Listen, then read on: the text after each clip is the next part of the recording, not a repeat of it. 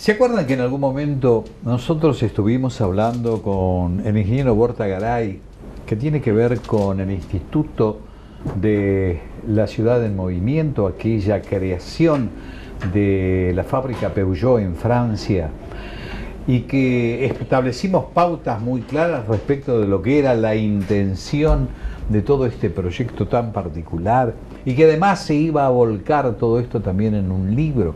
Bueno, precisamente para continuar un poco con esa idea, vamos a hablar de la posibilidad de que ya esté el libro en marcha.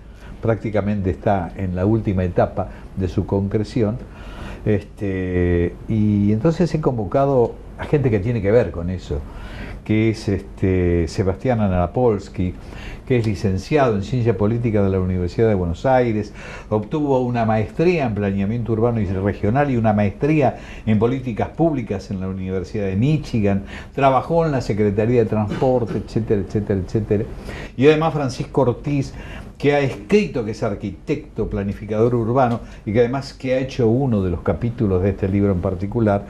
Y vamos a hablar con ellos como para seguir clarificando conceptos, que esto es lo más importante, para que todos tengamos la posibilidad de instruirnos y clarificar conceptos, de saber que estamos proyectándonos hacia el futuro.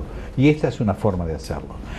Sebastián, muchas gracias por estar. Mi querido Francisco, también gracias por estar. Clarifiquémosle a la gente, esta es la intención, de todo esto que se está haciendo. Bueno, la Fábrica del Movimiento es una de las actividades que tiene el Instituto Ciudad en Movimiento. Es un proyecto que surge desde las diferentes cátedras del instituto. El instituto es un instituto que fue creado en Francia por la Fundación PSA Peugeot Citroën y tiene una sede en China y tiene una sede en Buenos Aires para América Latina. Y a su vez tiene una cátedra de especialistas que es como y tiene un consejo científico también, que es como una especie de red en el cual se pueden poner a discusión determinados temas. El proyecto de la Fábrica del Movimiento justamente se trató de, a raíz de unos disparadores y una serie de reuniones con especialistas en diferentes lugares del mundo, empezar a discutir y empezar a articular ideas sobre cuestiones relacionadas con la movilidad, la movilidad en un sentido amplio. Este es el libro de una serie de artículos, no incluye todo lo que es el proyecto de la Fábrica de Movimiento, pero bueno, es una compilación de algunos de los resultados y esto se está publicando por el instituto. Bueno, está prácticamente terminado, o sea, falta la edición final, está por salir probablemente en las primeras semanas de enero. Mi querido Francisco, has hecho un capítulo en particular que tiene mucho que ver con esta idea del gobierno de la Ciudad de Buenos Aires con la movilidad en la ciudad, que tiene que ver con la movilidad de la bicicleta, ¿no es cierto? Sí, creo que es un tema que está teniendo mucha importancia a nivel mundial. Incluso creo que hay muchas ciudades que están reconociendo el valor de incorporar la bicicleta como un modo de transporte. Creo que si uno se remonta en la historia, muchas ciudades han tenido mucha participación de la bicicleta hasta la llegada del auto, que realmente pasó a ser un modo muy dominante, y creo que el espíritu tanto de la fábrica como del instituto en general buscan recuperar esta noción de que el auto, en cierto modo, ha tenido mucha comodidad, mucho confort, y a la vez ha traído unos enormes impactos en la ciudad en cuanto a sacrificio del espacio público, en cuanto a la calidad de vida que nos está trayendo. Entonces creo que ese es el marco general. Dentro de eso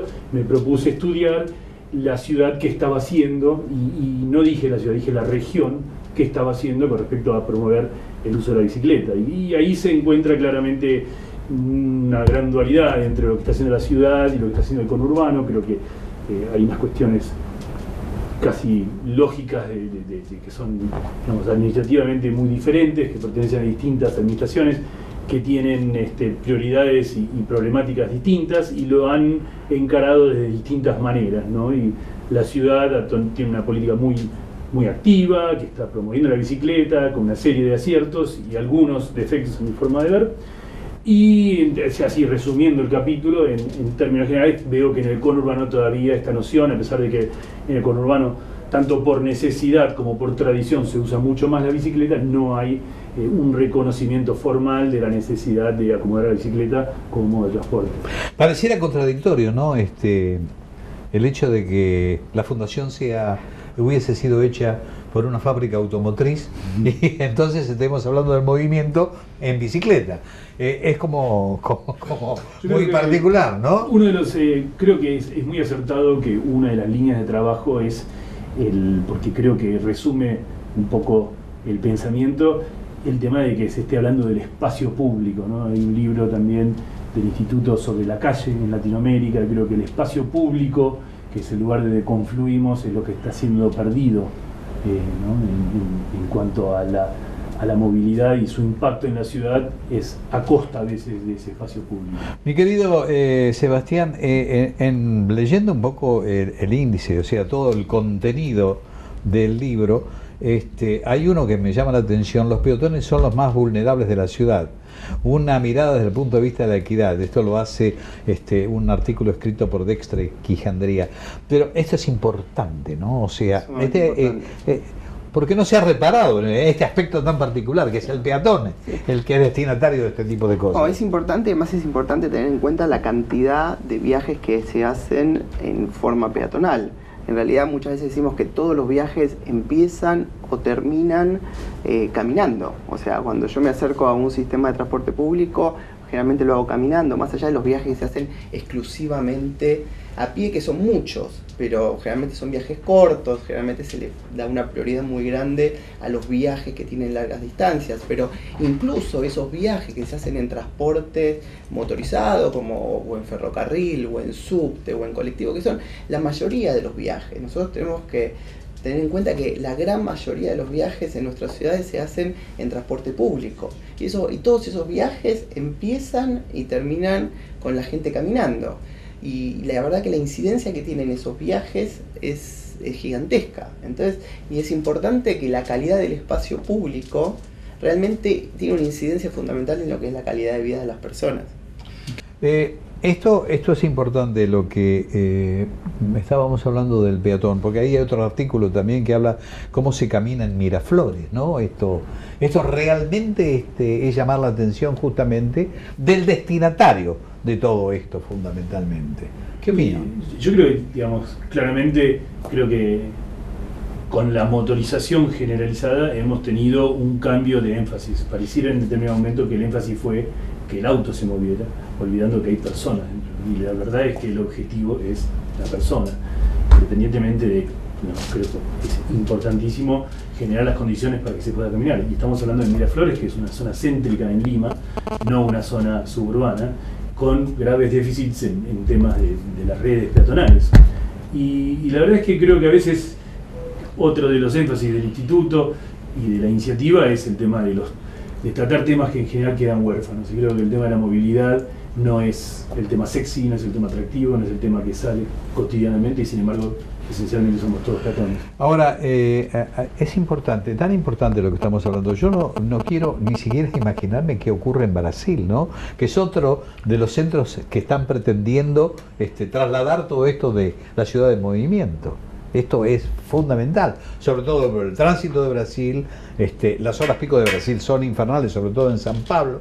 No hablemos de Río, pero San Pablo fundamentalmente es infernal. Sí, justamente hay una serie de artículos en este libro que justamente trata el tema de la congestión en San Pablo. O sea, como usted dijo, San Pablo es una ciudad particularmente congestionada, una ciudad donde durante muchísimos años se le puso un énfasis muy muy grande a lo que es la infraestructura vial, o sea, principalmente al movimiento de vehículos, y a lo mejor se dejó de lado lo que es la inversión en otro tipo de movilidad, que básicamente es la movilidad peatonal. O sea, cuando nosotros hablamos de movilidad en un sentido amplio, estamos hablando de que todos los diferentes componentes del sistema son importantes en sí mismos. Si nosotros de alguna forma hacemos una inversión sobredimensionada en un modo de transporte particular sobre los otros modos de transporte, vamos a tener una distorsión en el sistema. Y en muchas ciudades de América Latina y del mundo en general, durante muchos años sucedió eso. A lo mejor se le puso demasiado énfasis a un modo de transporte que es importante, pero no necesariamente es el fundamental, y se generó estas distorsiones. O sea, cuando nosotros, obviamente, subirse un auto y viajar a todos lados en auto es una idea excelente si lo veo desde mi punto de vista individual, pero si todos hacemos lo mismo, no hay ningún sistema que funcione. O sea, la infraestructura se congestiona y colapsa. Entonces no podemos pensar que lo que yo puedo hacer individualmente, y pienso que es una idea excelente, que absolutamente todos hagamos lo mismo, porque no hay ciudad que lo soporte. O hasta el futuro, cuando se establezcan en el futuro como las películas estas del futuro, que pongan helicópteros, drones. Dejaríamos de tener espacios públicos, dejaríamos de tener parques. Pero tendríamos espacios aéreos. Bueno, puede ser, pero y todavía no estamos en esa situación. Pero en el caso de Brasil, volviendo a los casos de Brasil, hay un artículo de Vasconcelos, que es un especialista brasilero muy reconocido, que justamente cuenta las estrategias que se fueron implementando en San Pablo para combatir la congestión. Y muchas de esas estrategias fueron también implementándose en diferentes países de América Latina. Estimado Sebastián, Francisco, realmente es un gusto haberlos recibido. ¿Qué esperan del libro? Última pregunta. Esperamos que siga generándose una discusión sobre estos temas y que la cuestión de la movilidad se ponga en la agenda de la opinión pública y que se traten de alguna forma que aporte a que nuestras ciudades sean más saludables y más amigables. Sí, difusión y aportar al debate. Creo que hace falta que los medios se empapen en esta forma de ver. Les agradezco muchísimo la gentileza de haber venido. Hasta cualquier momento. Muchas gracias.